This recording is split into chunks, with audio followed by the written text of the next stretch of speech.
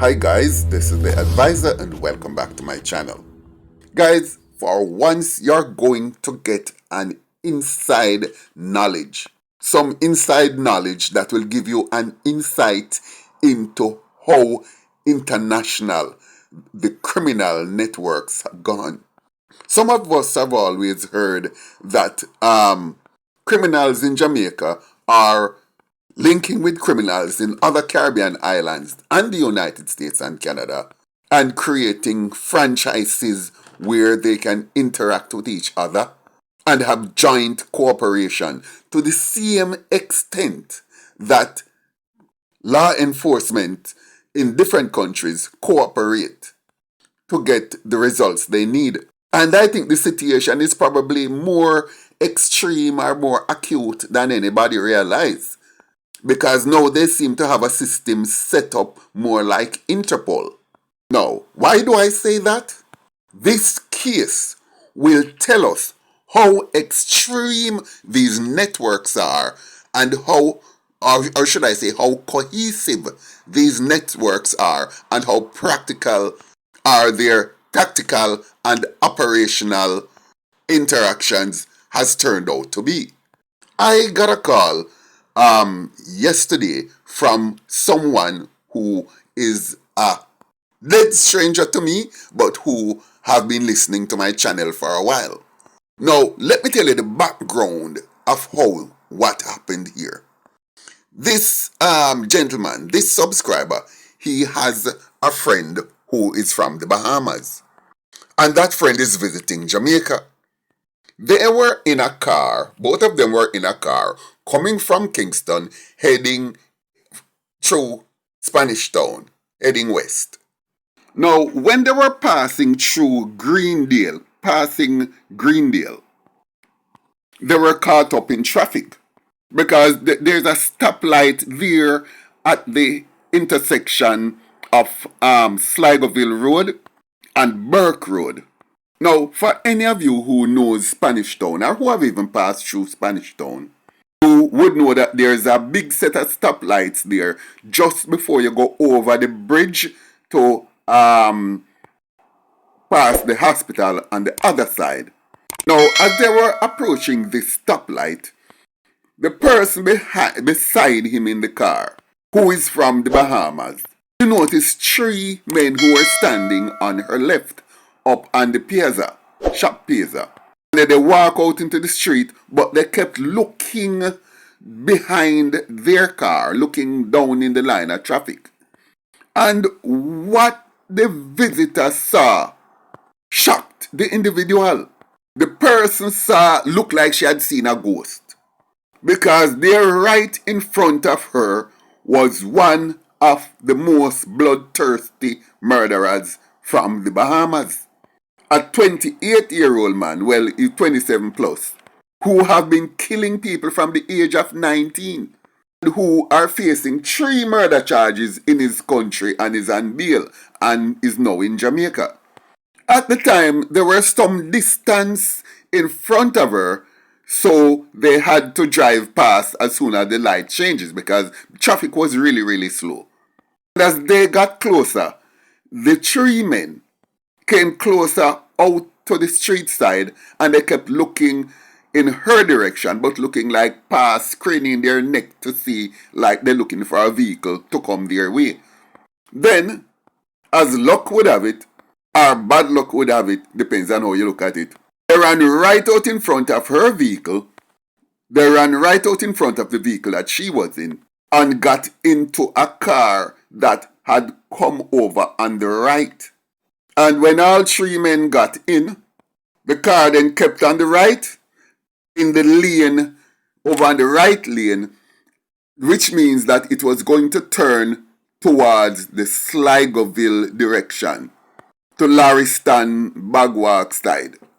Well, the lady, she was so shocked that she wanted to take a picture, but she was afraid that they would be pointing the camera because they were actually looking in her direction. Not directly at their car, but in that general direction, craning their necks. But she managed to take a photograph. And this photograph is an extremely telling one. This is the one picture that she took. She said she didn't try taking a second picture because she wasn't quite sure if they would pick up that the phone was pointed at them or whatever. So she didn't even look in the camera. She just pointed through the windscreen and took a photo. Hopefully she would capture something that she could actually use as evidence. Now, according to the lady, this is a picture. The guy on the left, the darker skinned one, his name is Malik Roll. Now, who is Malik Roll? Malik Roll was born and raised in the Bahamas. Malik Roll had been killing people from he was 19. There were 2 murders attributed to him, but he was never charged, but he was highly suspected. But he had an attempted murder case that he answered to in court around that time, which was age 19. By the way, just a little aside, based on what I'm hearing, Malik Roll is connected to a very, very famous actress. I hear that he is the grandnephew of Esther Roll. Now, if you're not over 50, you're not going to know who Esther Roll is, but let me give you an idea. Esther Roll played the role as mother in that sitcom that was around in the 1970s and 80s, Good Times, with JJ. Well, I did some digging and it has come to my attention that he is the son of one of her nephews, which means he is her grandnephew. I put it another way, her brother's son's son. And now this is a wanted poster for Malik Roll. And this picture was actually taken when he was 19 and they never upgraded it, but it still looks like him enough. That's what they think, I hope. Well, I don't really understand how the Bahamian legal system works. But he was found on talk agent with both Luger pistol and Glock pistol, and along with murder charge, and he is still put out on bail. His court date is supposed to be on the 29th of June 2025. But the next question is, how did I make the jump from him being in Jamaica to his connection to criminal syndicates in Jamaica? I'm going to tell you. First of all, his passport was confiscated, so he could not have traveled through any airport. So let's look at the person beside him, because the person beside him is now the link between Malik Roll and Jamaica's criminal syndicate. The man beside him is called Everton Chinqui.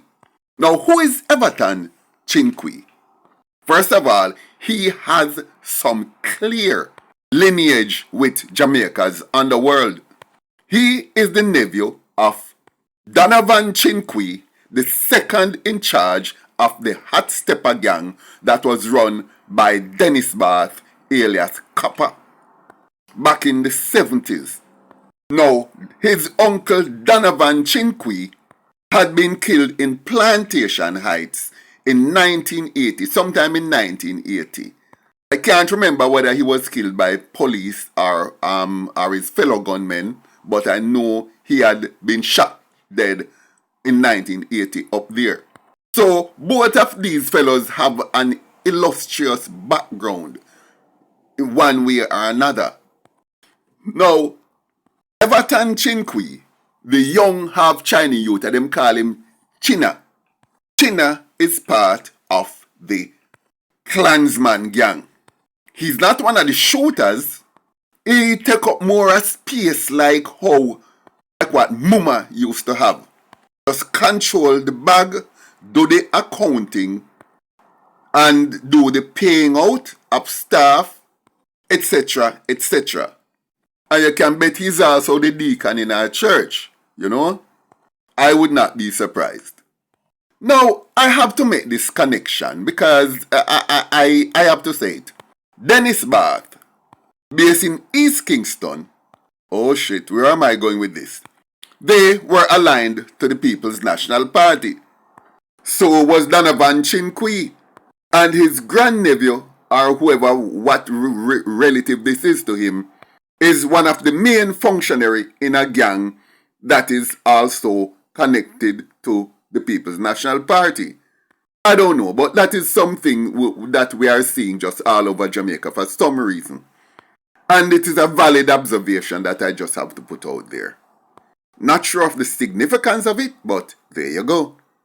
And if that connection is true, then it means that somehow the Clansman gang have smuggled Malik Roll out of the Bahamas into Jamaica. And it must be for a reason.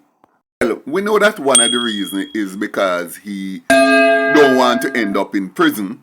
But another other reason, with somebody like him here, he's here to prove himself. Because when you're bad to the bone like this, he's not gonna come here and keep quiet.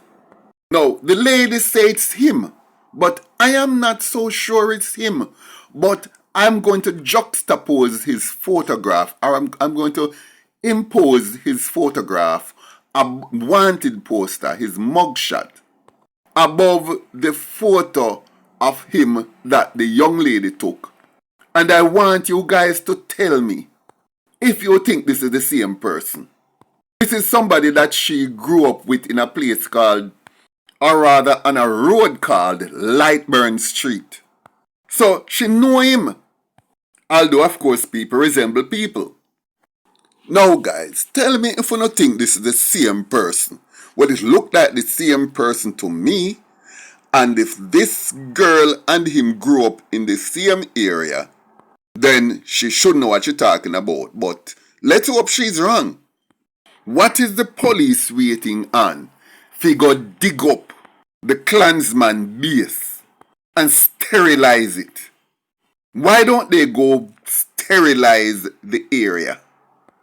And then again, if this is true at all, then we have to ask ourselves, how many more bad men from other small islands are here in Jamaica? And how many of our bad men from here that we are trying to find, or who are out on bail, are now overseas?